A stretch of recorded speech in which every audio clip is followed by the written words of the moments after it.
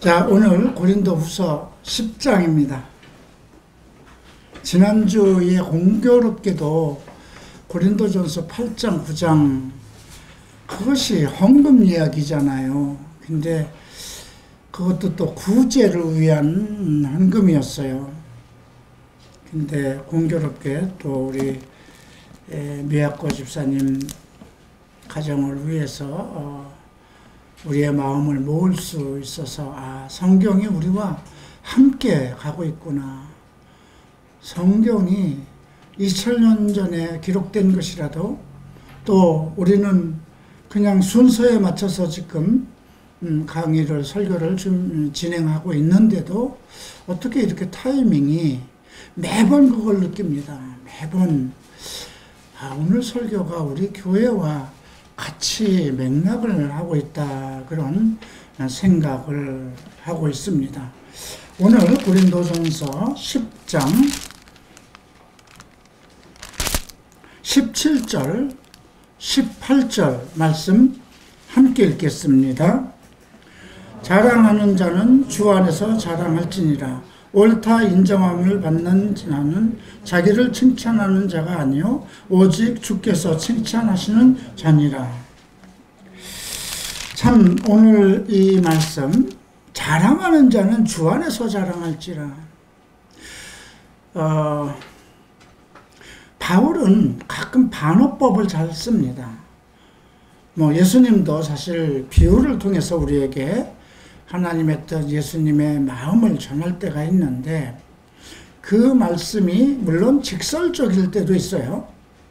지금 앞에서 8장, 9장 같은 데서는 직설법으로 얘기를 했어요. 그들의 잘못한 것에 대해서 책망하고 그들이 당연히 해야 할 일을 하지 않는 것에 대해서 정말 엄중하게 다루었어요. 그리고 정말 내가 많은 사람들에게 너희를 자랑한 것이 헛되지 않게 해달라, 이렇게까지 당부합니다. 고린도 교회가 정말 자기들이 약속한 헌금을 하나님께 드리지 않았을 때 바울은 참 내가 너희를 얼마나 칭찬하고 다니는지 아냐? 거기에 간 디도도 그렇지만 마게도냐 성도들에게도 너희에 대해서 그만큼 자랑을 했는데 참 이것이 부끄럽지 않았으면 좋겠다, 이런 말, 아주 직선적으로 그런 말씀을 전하고 있습니다. 그런데 오늘 지금 17절 18절에서는 자랑하는 자는 주 안에서 자랑할지니라, 이 말은 뭔가 한 자락을 깔고 얘기하는 거예요. 너희들 자랑하는 게 지금 뭐냐, 너희들이 자랑할 게 뭐 있느냐, 이런 말이기도 합니다. 고린도전서 앞에서는 이미 그런 말도 했어요. 너희가 나 없이 왕노릇하고 있구나. 나는 너희들과 함께 왕노릇하고 싶은데 내 이름은 점점 낮아져도 된다. 너희들이 높아지는 것이 나의 뜻인데 나는 너희와 함께 왕노릇하기를 원하는데 너희는 나 없이 왕노릇하였구나. 자기 제자들이잖아요. 고린도 교회는 바울이 정말 힘을 써서 개척했고 정말 하나님께서도 그들을 많이 사랑하셔서 엄청난 은사를 내려준 거거든요. 정말 바닥을 치는 인생들, 정말 형편없고 누구도 그들에 대해서 의로운 사람이라고 칭할 수 없는 그런 생활 속에서 있던 사람들을 하나님께서 바울을 통해서 영혼을 구원하고 하나님의 복음의 은혜를 펼치고 엄청난 은사를 주셔서 그들이 교회 지도자가 되게끔 그렇게 만들어 놓은 거거든요. 그런데 참 뭐든 하는 것들이 정말 탐탁지 않았던 것입니다. 서로 파벌을 만드는 문제까지 발생하게 되었고 정말 그 음행의 문제가 다른 이방에서도 있을 수 없는 그 음행의 문제가 나타났습니다. 부부의 문제에도 큰 어떤 툭하면 이혼을 하는 그런 문제가 생겼고 교회 안에서도 주도권을 여자들이 잡으려고 하는 그런 문제가 생겼고 정말 엄청난 문제투성이었습니다. 그리고 특별하게 하나님이 가장 기뻐하시는 일, 지극한 정말 말할 수 없는 은혜에 해당되는 그런 사람 구제를 하는 그런 헌금을 보내는 일에는 우리도 하겠습니다 하고 호언장담 해놓고 그들이 움직이질 않는 거예요. 그래서 디도를 보내고 또 거기에 두 사람을 또 딸려 보내고 그리고 또 어떤 자원하는 사람까지 또 거기를 간 거예요. 그들에게 부끄럽지 않게 되기를 바란다는 그런 편지를 지난번 8장 9장에서 쓴 거예요. 어떻게 보면 이것이 정말 다른 사람들이 볼 때는 이게 헌금 문제를 가지고 이렇게까지 얘기할 건가? 헌금이라는 건 네가 마음으로 기쁨으로 내라. 하나님께서는 기뻐내는 자들을 사랑하느니라. 이렇게까지 얘기를 해놓고 너희가 없는 것을 낼 수는 없는 것이다. 또 많은 얘기를 합니다. 심은 대로 많이 심은 자는 많이 거두고 적게 심은 자는 적게 거둘 것이다. 근데 이런 많은 말씀을 하고 오늘 10장에서 자랑하는 자는 주 안에서 자랑할지니라. 결국 이 말 속에는 너희 자랑할 게 뭐 있느냐 이 말입니다. 옳다 인정함을 받는 자는 자기를 칭찬하는 자가 아니라 오직 주께서 칭찬하시는 자라. 너희들 스스로 잘났다고 하고 너희들 스스로 나는 참 대단한 사람이야, 정말 큰 하나님을 위해서 큰 일을 하는 사람이야, 자화자찬하지 말라는 겁니다. 자기 스스로 자화자찬하는 것보다 주께서 인정을 해야 되는, 주께서 칭찬하는 그런 사람이 되어야 될 거 아니냐, 이렇게 결론을 내립니다. 자, 어떤 내용일까요? 한번 10장 전체를 우리가 살펴보겠습니다. 1절을 보시겠습니다. 너희를 대면하면 유순하고 떠나 있으면 너희에게 담대한 나 바울은 이제 그리스도의 온유와 관용으로 친히 너희를 권하고. 참 이게 뼈 있는 말입니다. 그리고 솔직한 얘기입니다.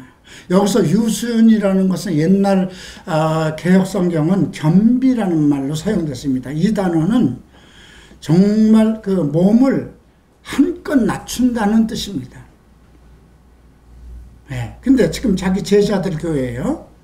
너희를 대면하면 너희들하고 얼굴을 보고 있으면 내가 아주 몸을 바짝 낮춘다는 뜻입니다.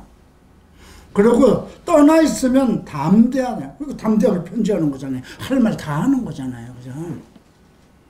이걸 보면서 저희가 가끔 생각을 했습니다. 가끔 마음속으로 이번에 이 친구를 만나면, 이놈을 만나면 내가 가만 안 둬. 아주 그냥 배르고 배릅니다. 정말 혼내야지. 공개 속상이라도 혼내야지. 이랬다가 딱 얼굴 마주치면 못하잖아요. 여러분들도 이제 우리는 다 청년들이 많으니까 그렇지만 어른들이 자기 자식들이 하는 것을 보고 정말 부모가 아프든가 특별한 날이 됐는데도 전화 한 통 없고 없으면 얼마나 이놈 아주 그냥 이놈은 자식도 아니야. 내가 정말 저를 어떻게 키웠는데, 그렇게 하고 혼낼 마음을 가졌다가 자식이 찾아오면 어떻게 됩니까? 한마디도 못하죠. 그죠? 어떻게 잘 지냈냐? 이번에 바빠서 그럼 바쁜데 올 필요가 뭐 있어. 이러고 지나가는 거거든요. 대면하면 그냥 자식들 앞에는 그냥 부모는 몸을 낮춥니다. 이게 부모입니다. 근데 떠나 있으면 전화로라도 할 말 다 하죠. 그죠? 그러니까 얼굴을 안 보고 전화나 카톡으로는 할 말 다 해요. 그죠? 저도 이걸 보면서 가끔 이렇게 하고 싶은 말이 있어도 애들한테 못하는데 카톡으로는 다 쏟아놓거든요. 지금 그런 심정이에요. 떠나 있으면 너희에게 담대한 나 바울은 이제 그리스도의 온유와 관용으로 친히 너희를 권하고. 그러한 나지만 이제는 그리스도의 온유와 관용으로 너희를 권하겠다는 얘기합니다. 나도 감정을 가지고 있는 사람이야, 이런 뜻이에요.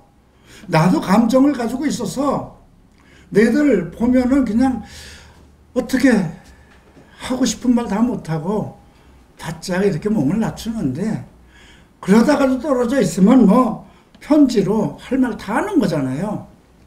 그런데 이제 그렇게 하지 않겠다는 거예요. 그리스도의 온유한 간영으로 친히 너희를 권하고. 바울이 얼마나 인간적입니까? 그죠? 목사는 신이 아니잖아요. 사도도 신이 아니잖아요. 예수가 아니잖아요.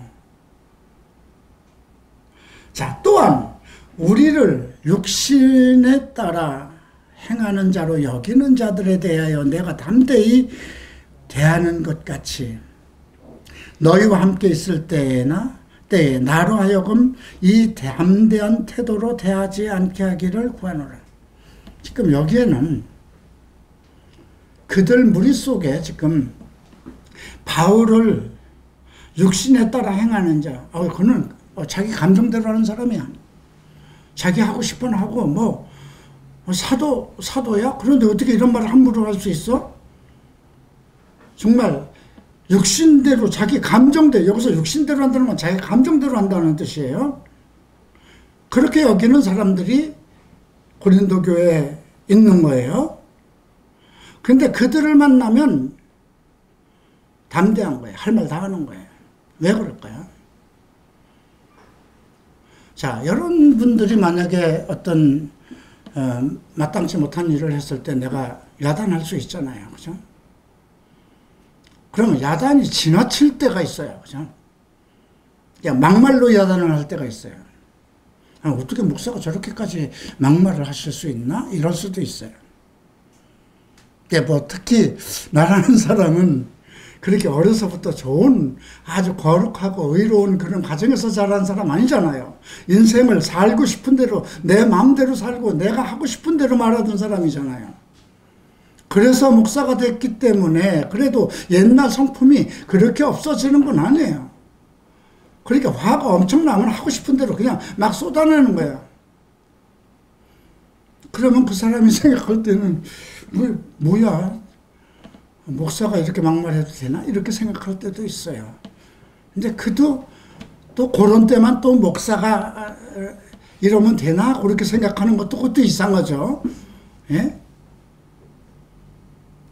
그래서 그들을 향하면 담대히 얘기하는 것 같이 너희와 함께 있을 때에 나로 하여금, 근데 내가 너희를 찾아가서 그들을 대하는 것처럼 하지 않기를 바란다. 이건 뭐예요? 너희 그 나물에 그 밥 똑같은 놈들이야 이 말이에요. 그러나 나는 나에게 바울은 참 감정적인 사람이야. 자기 하고 싶은 말 다 하는 사람이야. 이렇게 여기는 사람들, 그들에게 내가 할 말 다 하지만 이번에 너희한테 가서 내가 그렇게 말 안 했으면 좋겠다. 그건 뭐예요? 속마음은 가면 다 쏟아놓고 싶다 이런 뜻이거든요. 참 재밌어요. 제가 고린도후서를 지금 한 두세 번째 강의를 하는데 이번 강의가 제일 재밌네요. 왜냐하면 나이가 이렇게 들다 보니까 바울의 마음을 이해할 것 같아요. 그리고 가장 인간적인 바울의 어떤 그 인간성, 자기의 솔직한, 자기의 감정, 그런 것을 솔직하게 쓴 글이 이 고린도후서입니다. 자, 3절 보죠. 우리가 육신으로 행하나 육신에 따라 싸우지 아니하노니. 그러나 내가 어떤 때는 감정적으로 하는 것 같지만 그건 감정적인 것이 아니라는 거예요. 육신에 따라 싸우지. 여기서 싸움이라는 거에 나오거든요. 이게 감정이라는 뜻이에요. 나는 너희들에게 감정적으로 네가 볼 때는 내가 육신적으로 어떤 감정을 폭발하는 것 같은데 그거 아니야 이거예요. 무엇 때문에 그렇게 하느냐? 4절. 우리의 싸우는 무기는 육신에 속한 것이 아니요. 무기를 얘기하죠.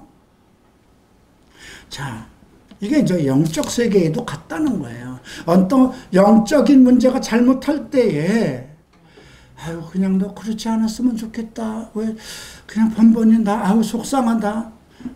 부모들은 그렇게 얘기할 수 있어요. 자식이 막 너무 지나치게 술을 먹는다든가 도박에 빠지면 그냥 걱정하면서 눈치 보면서 어머니들은 조금 조심하지, 술 좀 적당히 먹지, 이렇게 얘기할 수 있어요. 근데 목사는 영적인 문제를 다루는 거잖아요. 그가 술을 먹든가 도박을 하든가 성적인 일에 잘못됐든가 그런 것은 전부 다 어떠한 영적인 문제잖아요. 목사가 볼 때에는 그거는 반듯하게 책망해야 되는 거잖아요.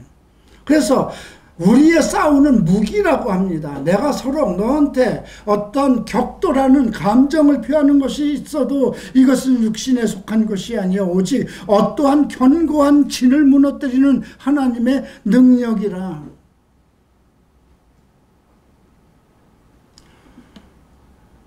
그러니까 뭐 잘못하는 것에 대해서 정말 엄청 화를 내고 야단을 치는 그거는 그가 가지고 있는 어떤 강력한 대항하는 그것을 깨트려 버리기 위한 무기라는 거예요. 그죠? 예, 목사는 나름대로 또 사도는 하나님께서 권위를 받은 자예요. 책망할 수 있어요. 그죠? 예, 우리가 성경이 얘기하는 건 교훈과 책망과 바르게 함과 의로 교육하기에 유익하다고 그랬어요. 그리고 목사는 사도와 목사, 우리 부름을 받은 사람은 그 하나님의 명령을 집행하는 자예요. 그렇죠? 그렇기 때문에 어떤 잘못에 대해서 영적인 일에 드러나는 것에 대해서 심하게 책망할 수 있는 그것도 하나님의 그러한 견고한 진이라고 했어요. 견고한 진이라는 게 뭘까요? 요새입니다. 여러분, 구약에서는 철은 철로 다스린다고 그랬어요. 그죠? 강한 어떤 힘으로 다루는 거예요. 그죠? 그래서 견고한 진도 무너뜨리는 하나님의 능력이라. 그리고 모든 이론을 무너뜨리며, 여기서 이론은 헬라 철학입니다. 그 당시 그 고린도 교회에도 헬라 철학을 가지고 있는 많은 사람들이 드러났어요. 예수를 믿으면서도 교회 안에 와서 어떤 심리학을 얘기하고 헬라 철학을 많이 선포하는 사람들이 많았어요. 근데 지금도 마찬가지죠. 그런데 그러한 하나님의 능력, 바울이 어떤 그런 감정적으로 나타나는 하나님께서 그것을 무너뜨리기 위해서 그거를 책망하는 어떤 능력으로 나타난다는 것입니다. 그래서 모든 이론을 무너뜨린다는 거죠. 그래서 만약에 우리 교회에서 어떤 심리학을 다루고 있다 그러면 내가 야단치되지 않겠어요? 예. 우리 교회에서 정말 떠난 형제들 중에 정신병원에 일주일마다 가서 정신과 의사하고 상담을 하고 그 의사가 지어주는 약, 우울증, 심리학에 대한 약을 몇 년째 먹는 사람이 있었어요. 난 그것을 먹지 말고 하나님의 정말 믿는 믿음과 말씀의 능력으로 그것을 극복하라고 계속 얘기를 합니다. 야단도 칩니다. 근데 그걸로 인해서 목사 멱살까지 붙잡고 소리 지르고 나가는 형제도 있었고요. 거의 다 견디지 못하고 나갔어요. 거의 다 1년을 견디지 못하고 떠납니다. 근데 여기서 보면 모든 이론을 무너뜨리고 어떤 그런 심리학적인 거, 헬라 철학적인 그런 것들을 교회에서 유포되고 있고 그런 걸 가지고 그 자기 제자들이 논하면 엄청 화를 냈던 거예요. 그 다음 하나님을 아는 것을 대적하여 높아진 것, 이건 신학적인 거예요. 잘못된 교리를 얘기하는 거예요. 과연 이제 예수께서 구름을 타고 다시 오실 것인가? 그러니까 앞에서 고린도전서에서 이미 얘기했잖아요. 너희는 어째 예수께서 다시 오지 않는다고 얘기를 하느냐. 예수의 부활을 어째 믿지 않느냐. 이런 얘기도 했잖아요. 그러니까 그런 논리, 하나님을 아는 것을 대적하여 높아진 것, 조금 배웠다고, 성경을 좀 배웠다고 안다고 해서 전혀 성경에 기록되지 않은 것들을 자기 마음대로 이야기하는 것, 그런 것을 다 무너뜨리고 모든 생각, 잘못된 생각.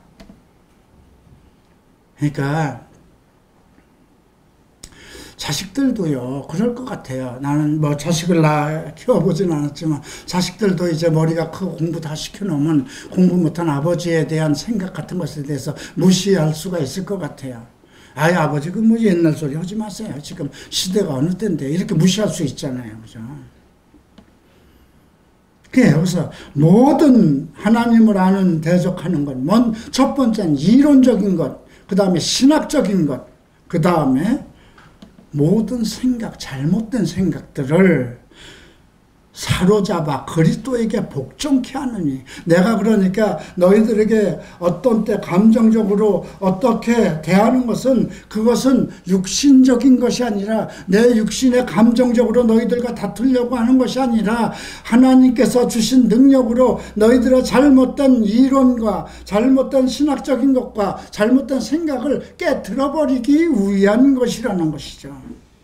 그래서 그리스도에게 복종케 하나니 너희 복종이 온전하게 될 때에는 모든 복종하지 않은 것을 벌하려고 준비하는 중에 있더라. 너희 복종이 온전하게 될 때에는 복종하지 않은 것, 용서하지 한 가지도 어떤 이론적인 거라든가 신학적인 것이라든가 한 가지 부분에서도 복종되지 않은 것이 있으면 용납하지 않겠다는 거예요. 벌하겠다는 거예요. 참 엄격한 거죠. 왜 그럴까요?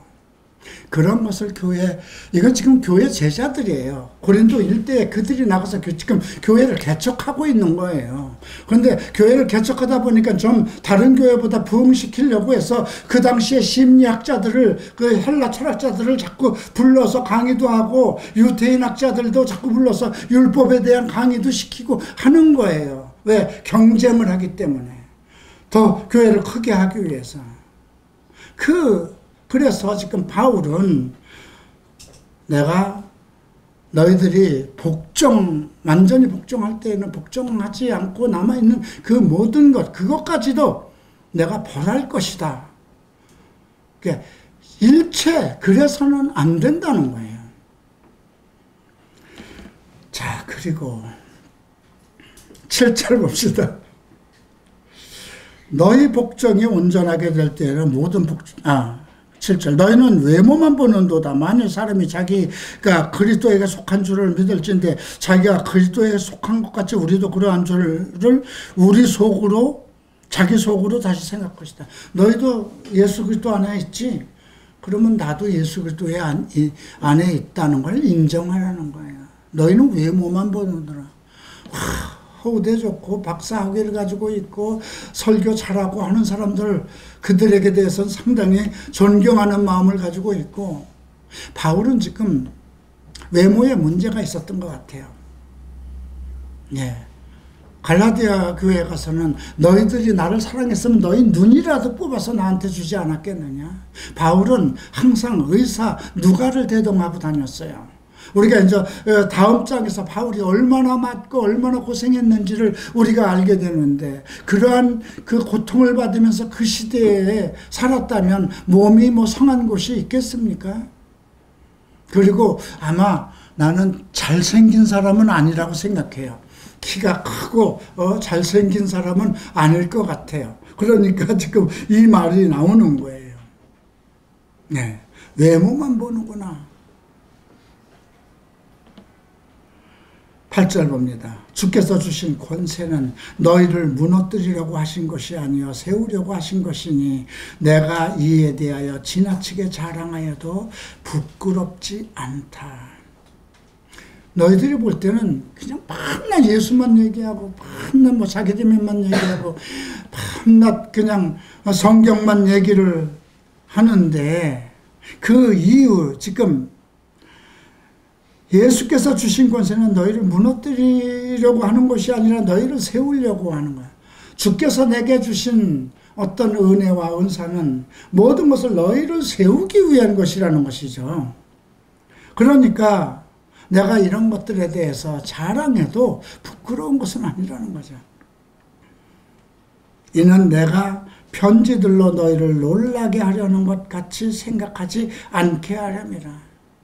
이 편지도 너무나 많은 걸 썼잖아요. 예. 그러니까 그들이 사실 진리일 수도 있어요. 예. 그들의 말이, 자, 지금 그 편지를 받은 사람들의 태도가 이렇게 나오는 거예요. 그의 편지들은 무게가 있고 힘이 있으나 그가 몸으로 대할 때는 약하고 그 말도 시원치 않다. 그러니까 바울은 달변은 아니었던 것 같아요. 웅병가들처럼. 예, 몸으로 있을 때는 약하고 그냥 조곤조곤 얘기하고 그랬던가 보죠. 편지를 보면 정말 감당할 수 없는, 지금 우리가 지금 다 편지를 읽는 거잖아요. 근데 그 당시 그런 편지를 읽는 사람들은 어떠했을까요? 자기 스승에게. 근데 실질적으로 보면 뭔가 모자라는 것 같고 얼굴도 그렇고 외모 얘기가 나오면서 이야기를 하는 거 보니까 바울이 외형적으로는 그렇게 자랑할 게 없는 것 같아요. 그래서 그가 몸으로 대할 때는 약하고 그 말도 시원치 않다. 말도 잘 못한다. 설교도 좀 시원치 않다. 이렇게 생각했는가 봅니다. 이런 사람은 우리가 떠나 있을 때에 편지들로 말하는 것과 함께 있을 때에 행하는 일이 같은 것임을 알지라. 그렇게 생각하는 사람은 내가 너희들과 가만히 같이 있을 때 말을 좀 뚜렷하게 잘못하고 그냥 그 바짝 몸을 낮추고 그냥 그렇게 한 것처럼, 그러니까 편지가 대단히 중요한 것처럼, 야, 이분의 설교, 이분의 이 편지는 정말 대단한 것이다. 그렇게 생각한 사람이면 그 편지를 쓴 사람이 그거니까 너희들을 대면할 때 뭔가 부족하게 보였어도 그것을 같은 능력으로 같은 일인 것으로 생각하라. 이렇게 얘기를 합니다. 12절 보겠습니다. 우리는 자기를 칭찬하는 어떤 자와 더불어 감히 짝하여 비교할 수 없노라. 그러나 그들이 자기로서 자기를 헤아리고 자기로서 자기를 비교하니 지혜가 없도다. 이건 자기 실력을 가지고 자기 능력을 가지고 얘기하는 사람들을 얘기하는 거예요. 그들과 나를 비교하지 말라는 거예요. 혹시 박사학위를 가지고 있다고, 또 어떤 심리학 박사를 가지고 있다고 그런 걸 자랑하면서 와서 너희들 앞에 설교하는 사람과 나를 똑같은 걸로 보지 말라는 거예요. 그들은 자기 것을 가지고 얘기하는 것이고 나는 하나님에게서 받은 것을 가지고 얘기한다는 거죠. 그러나 우리는 분수 이상의 자랑을 하지 않고 오직 하나님이 우리에게 나누어주신 그 범위의 한계를 따라 하노니 곧 너희에게 이런 것이다. 내가 너희에게 가리킨 모든 것들은 분수를 넘지 않았다는 건 뭘까요? 여기서 분수를 넘었다는 건 그냥 조그만 한계를 얘기하는 것이 아니라 하나님이 주신 분수 안에서, 한계 안에서 했다는 거예요. 그러니까 인간이 가지고 있는 범위는 초월한 것이라는 거죠. 그래서 우리 분수 이상의 자랑을 하지 않는다는 건, 나는 내 사도로서의 분수를 지켰다는 것은 사도로서의 있는 권위를 가지고 하는 것이라는 거죠. 네. 그 범위의 한계를 따라 내게 주신 성령의 은사, 하나님의 권세의 능력에 따라서 너희에게, 그것을 너희에게 가르친 것이다. 우리가 너희에게 미치지 못할 자로서 스스로 지나쳐 나아간 것이 아니요 그리스도의 복음으로 너희에게 이른 것이다. 너희들이 생각할 때는 그냥 뭐 바울 사도는 좀 생긴 것도 그렇고 얼굴도 그렇고 말도 좀 어눌하고 좀 참 유명한 유대에서 내려온 유명한 그 랍비들이나 뭐 그 헬라 철학에 그 능통한 그런 사람들, 그들도 물론 예수를 믿은 사람들이에요. 나중에 그들에 비해서 너무 좀 이렇게 차이가 나지 않아? 그 얘기를 가지고 얘기를 하는 겁니다. 내가 가지고 있는 한계는 사람의 한계가 아니라는 것입니다. 그러나 내가 그 분수, 내게 주신 사도의 분수를 넘어서 너희에게 나간 것이 아니라는 것이죠. 오직 그리스도의 복음을 가지고 너희에게 이르렀다는 거죠. 그 외에는 너희에게 가르치지 않았다는 것입니다. 15절 봅니다. 우리는 남의 수고를 가지고 분수 이상의 자랑을 하는 것이 아니라 남의 수고. 남의 수고라는 게 뭘까요? 자, 대학교에서 어떤 심리학을 배운다면 심리학자의 교수의 것을 배우잖아요. 그게 이제 프로이드의 심리 분석을 한 것이 1세기 동안 지금 우리 모든 정신과 의사나 심리학자들이 다 프로이드가 연구한 것을 가지고 하는 거거든요. 하나님 거 아닙니다. 그는 하나님을 믿지도 않는 유대인이에요. 예. 그가 수고한 거잖아요. 그죠? 하나님이 주신 거 아니잖아요. 우리는 남의 수고를 가지고 분수 이상의 자랑을 하지 않는다. 오직 너희 믿음이 자랄수록 우리의 규범을 따라 너희 가운데서 더욱 풍성해지도록. 너희 믿음이 점점 커진 것은 내가 사도로서 하나님께 받은 은사와 능력을 통해서 너희들에게 가르친 그 복음의 지식이 점점 자라는 것이다. 그래서 그것이 더욱 풍성해지기를 나는 원한다. 이렇게 얘기를 하는 겁니다. 이는 남의 규범으로 이루어 놓은 것으로 자랑하지 아니하고 너희 지역을 넘어 복음을 전하렴.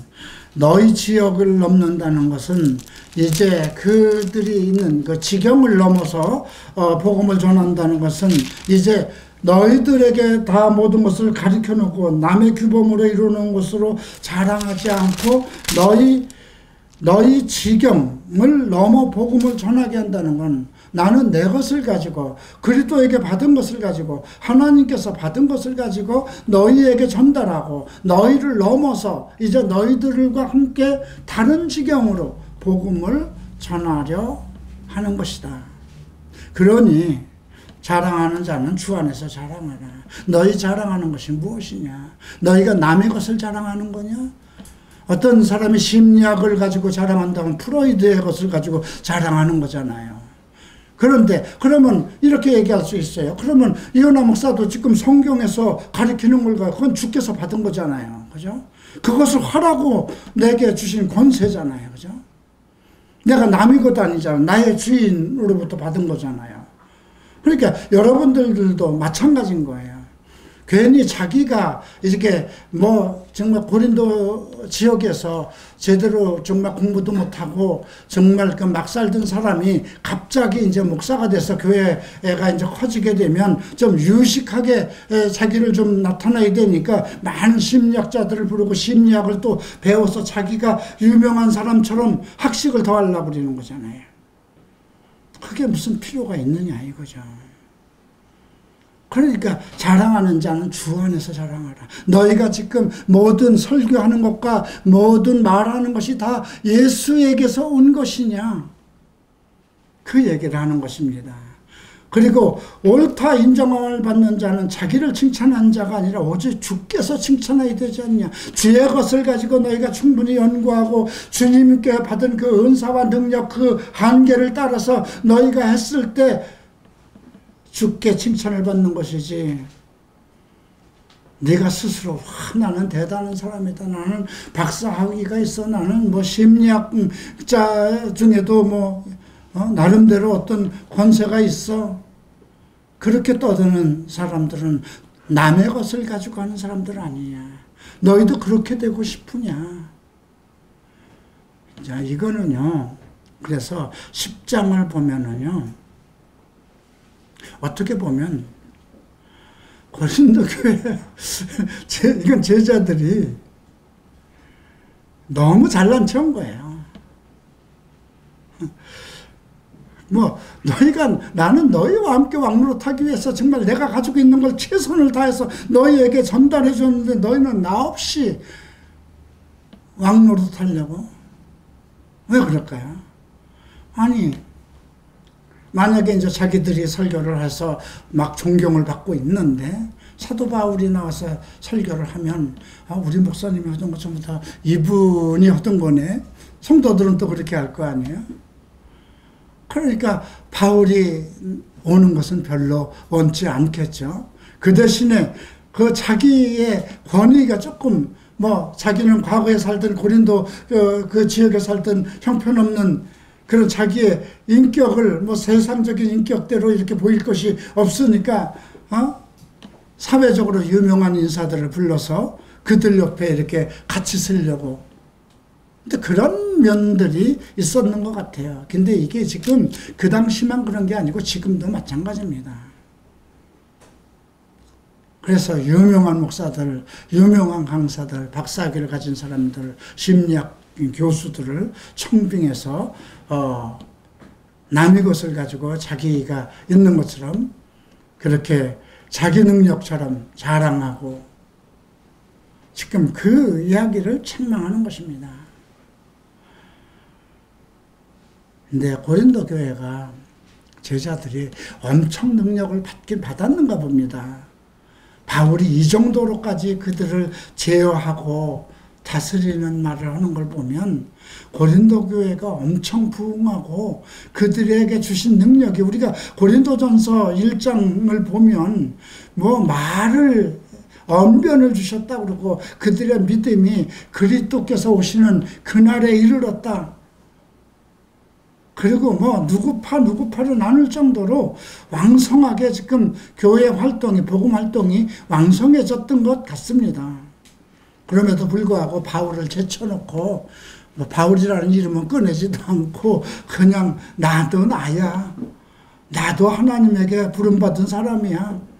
그러면서 바울이 가르치지 아니한 많은 심리학이라든가 헬라 철학이라든가 뭐 율법에 관한 거라든가 이런 것을 많이 인용하고 그 사람들을 불러들이고 그런 상황을 책망할 사람이 누가 있겠어요?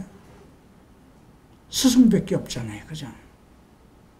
다른 교회는 그걸 못합니다. 왜 못할까요? 그들은 자기네들이 개척한 것이 아니고 청빙 목사잖아요. 목사가 계속 바뀌는 거잖아요. 그죠?